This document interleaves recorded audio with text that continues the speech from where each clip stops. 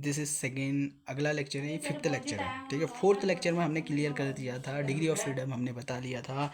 अब ये fifth lecture है, सिक्स्थ लेक्चर में Maxwell Boltzmann distribution law को चलेंगे। What you are saying? अरे रुक जा 2 मिनट। तो इसके बाद हमारा एक छोटा सा टॉपिक है, इसको भी क्लियर कर लेते हैं।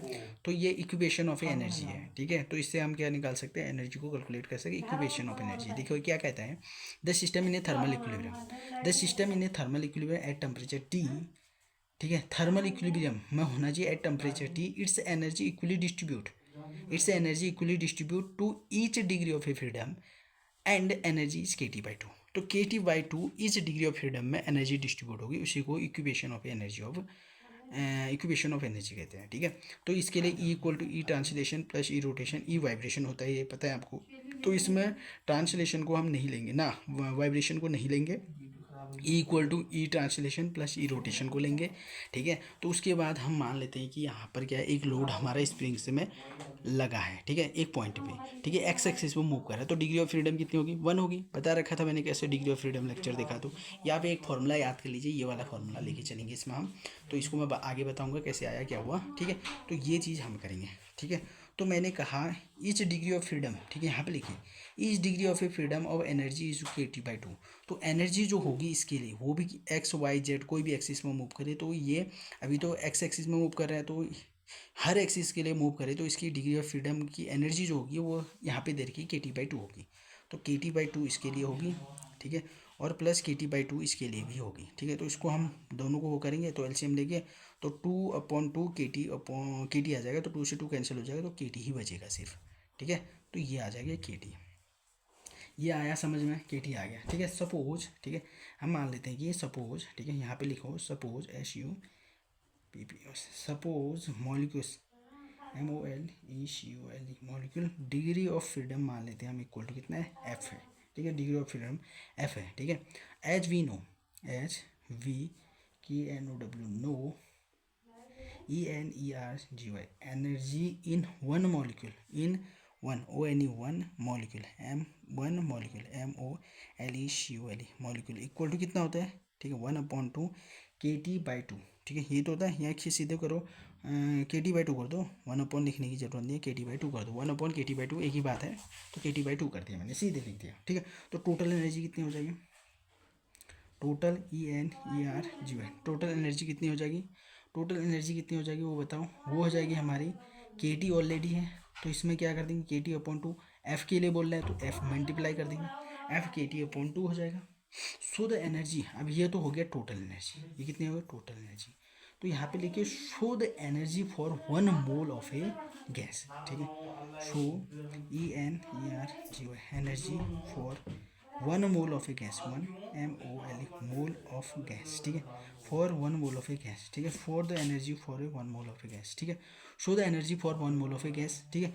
एक मोल के लिए हमें एनर्जी कैलकुलेट करनी है, तो वो हमारी कितनी है, एक मोल के लिए करनी है। देखो हम क्या लिखेंगे, एक मोल के लिए ई इक्वल टू कितना है, एक मोल के लिए हमें एनर्जी कैलकुलेट करनी है, तो एन इक्वल टू हम क्या लिखते थे, वहाँ पे एन ए लिखते थे, आपको पता है, ठीक है। एक मोल के लिए करना है तो वहाँ पे एन आता था, तो एन की जगह में हम एन ए करते थे, ठीक है। पिछले लेक्चर आपने देखा है तो वहाँ पे समझ में आया होगा, एन की जगह में एन ए लिख सकते हैं। तो ई इक्वल टू कितना था, F/KT, ठीक है, अपॉन 2 था, तो इसकी जगह में हम क्या कर देंगे, एन ए कर देंगे, ठीक है। तो ई इक्वल टू जो हो जाएगा हमारा वो कितना होगा, F/2 हो जाएगा, और एन ए आगे आ जाएगा, और कितना हो जाएगा, के टी हो जाएगा, ठीक है। तो ये ई आ गया, ये क्या आ गया, ई आ गया। अब देखिए यहाँ से हमें एक चीज़ याद होनी चाहिए, देखिए अब ई आ गया, तो हम यहाँ से एक चीज़ और कर सकते हैं इसमें, ठीक है। तो हमने जो ई की वैल्यू आई है मैं उसे लिख देता हूँ यहाँ पे, ई इक्वल टू कितना है, F/2 आया है, ठीक है। एफ अपॉन कितना है, F/2, और कितना था, F/2 NA/KT था, ये था ना, ई की वैल्यू आ रखी है, ठीक है। अब हमें पता है, ठीक है, CP minus CV equal to कितना है, आर होता है ना, ये तो होता है शायद, आर होता है। तो देखिए मैं इसको, देखिए अब मैंने यहाँ से बताया था आपको, ये CV निकालना आसान होता है, क्या होता है, CV निकालना आसान होता है, ठीक है। तो हम पहले CV निकाल लेते हैं। CV इक्वल टू कितना होता है, डेल ई अपॉन कितना था, डेल टी था, यही तो था। अब देखिए, अब CV की जगह में हम क्या लिख सकते हैं, CV इक्वल टू कितना लिख सकते हैं, डेल ई है, ठीक है, इसकी जगह में लिखिए, डेल ई की जगह में हम क्या लिखेंगे, del E upon del T, इसका डिफ्रेंसिएशन हो जाएगा यहाँ पे। तो यहाँ पे है F अपॉन कितना है, 2 है और n है, एन ए और के टी है, ठीक है। तो इसका क्या कर देंगे, डिफ्रेंसिएशन करेंगे। तो सी भी इक्वल टू कितना, एफ कॉन्स्टेंट है एफ अपॉन 2, और कितना है, एन ए भी कॉन्स्टेंट है और के भी कॉन्स्टेंट, और टी क्या हो जाएगा इसके साथ 1 हो जाएगा ना। तो इतना बचेगा हमारा, सी भी इतना बच गया।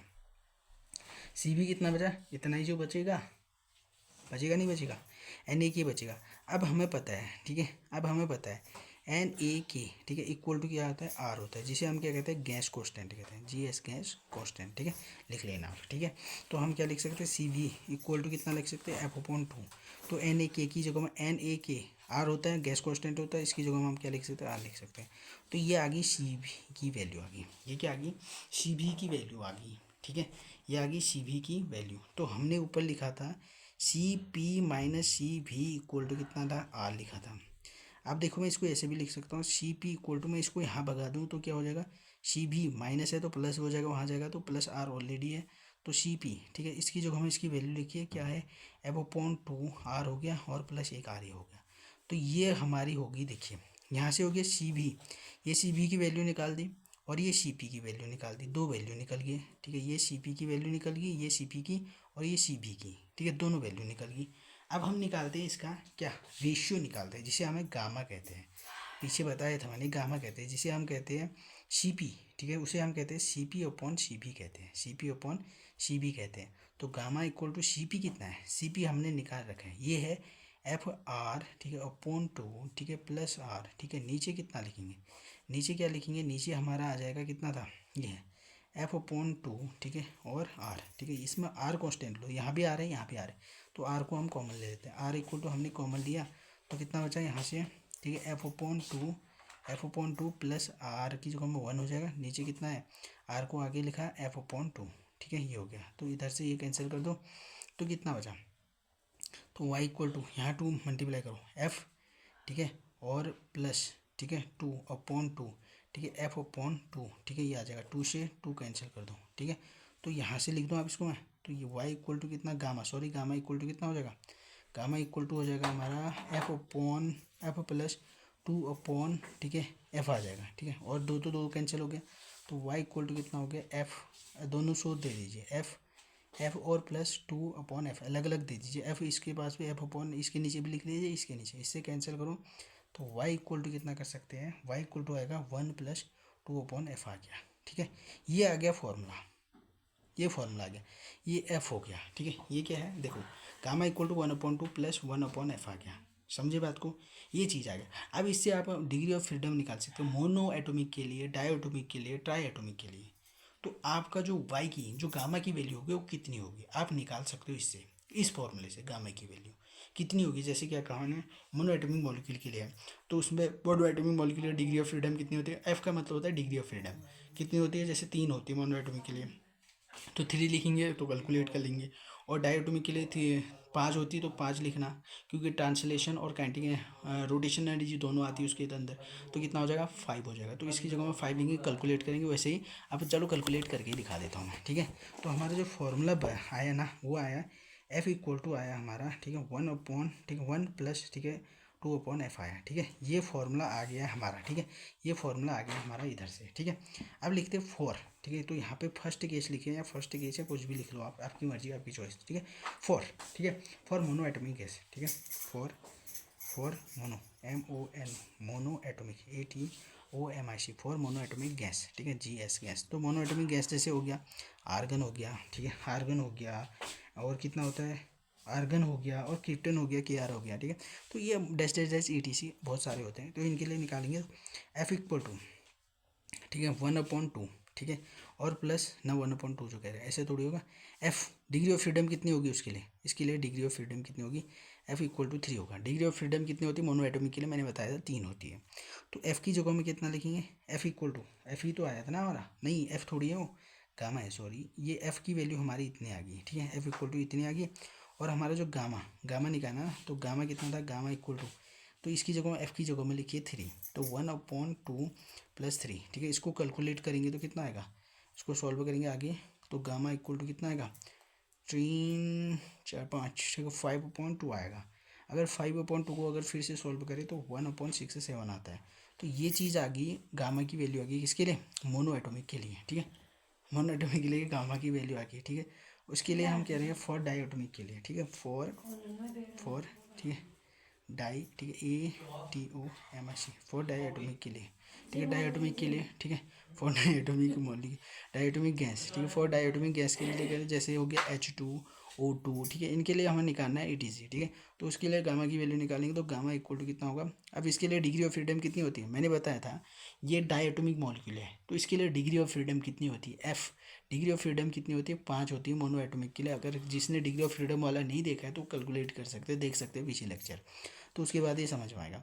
तो 1 अपॉन, ठीक है, 1 प्लस, ठीक है, 2 अपॉन कितना आ जाएगा 5 आ जाएगा, ठीक है। तो इसको y इक्वल टू कितना करेंगे 7 आ जाएगा। तो फिर से गामा को कैलकुलेट करेंगे तो कितना आएगा, ठीक है, गामा को कैलकुलेट 1.5 के आसपास आ जाएगा, ये आएगा।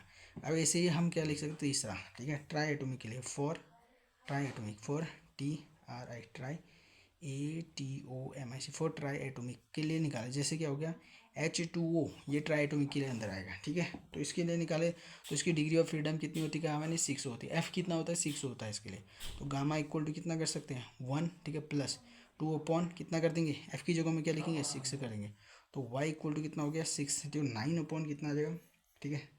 तो कितना आ जाएगा 9 अपॉन कितना आ जाएगा 9.6 आ जाएगा। तो इसको कैंसिल कर सकते हैं आप, तो ये इतना आ जाएगा 3 3 9 और 3 2 6। तो गामा इक्वल टू 3/2, ठीक है, गामा इक्वल टू कितना आएगा 3/2 आ गया। तो इसको फिर से कैलकुलेट करें तो 2 1 जा 2 पॉइंट लगाओ 2.5, ठीक है। तो कुछ इस तरह से आगे आएगा 2 1 जा 2, ठीक है, पॉइंट लगेगा और कितना बचेगा 1 बचेगा, ठीक है। तो कुछ इस तरह से कैलकुलेट करके आप लिख सकते हो कितना आएगा। नहीं 4 बचेगा यार, यहाँ कुछ गड़बड़ तो नहीं हुई, ठीक है। यहाँ पे 6 था 6 8 आएगा ना, 9 लिखा है मैंने यहाँ पे, हाँ ये 8 लिखा है, ठीक है, ये 8 आएगा, 9 नहीं 8 आएगा। तो इसको कैलकुलेट करेंगे 4/2 आ जाएगा, ठीक है। 4/2 को अगर फिर डिवाइड करेंगे तो कितना आएगा 2 2 2 2 2 2 2 2 4।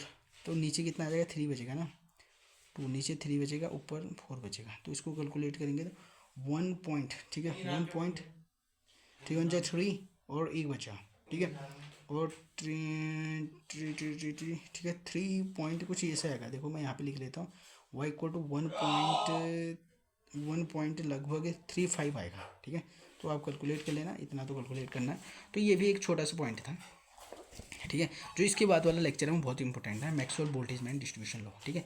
ये लेक्चर नंबर है 5, ठीक है, लेक्चर नंबर है 5, ठीक है। और लेक्चर नंबर 5 ये क्लियर हो गया, ठीक है। और लेक्चर नंबर 4 में हमने क्या पढ़ा था, यहाँ पे है लेक्चर नंबर हमने 4 में डिग्री ऑफ फ्रीडम पढ़ा था। डिग्री ऑफ फ्रीडम हमने ये क्लियर किया था, इसको देख लेना आप लेक्चर 4 में।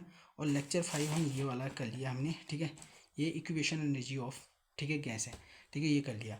और लेक्चर 6 भी जल्दी आ जाएगा। लेक्चर 6 के बाद आई थिंक 4 वीडियो बचती है बस, लेक्चर 6 7 8 9, ठीक है, 3 4 लेक्चर बचते हैं, वो बहुत इंपॉर्टेंट है, उन लेक्चर को देखना। क्लियर हो गया।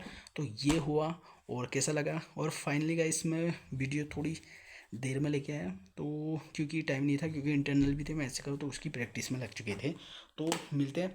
तो ये इसके इंटरनल है 20 तारीख तक है, 20 तारीख को है ना फिजिक्स का। तब तक मैं 2 यूनिट ख़त्म कर दूंगा, 2 3 यूनिट, 1 यूनिट तो मैं पक्का डन कर दूंगा, ठीक है। ये फर्स्ट वाली गैस वाली kinetic energy of A gas, और उसके बाद सेकेंड यूनिट की आधी बढ़ा दूंगा, और थर्ड यूनिट को भी देखूंगा अगर टाइम होगा तो, ठीक है। तो आप बने रहें और शेयर करें ना, शेयर करने से मज़ा आएगा, तब अच्छा लगेगा और मोटिवेट भी मिलेंगे। चलो फिर मिलते हैं अगले लेक्चर में, बाय बाय।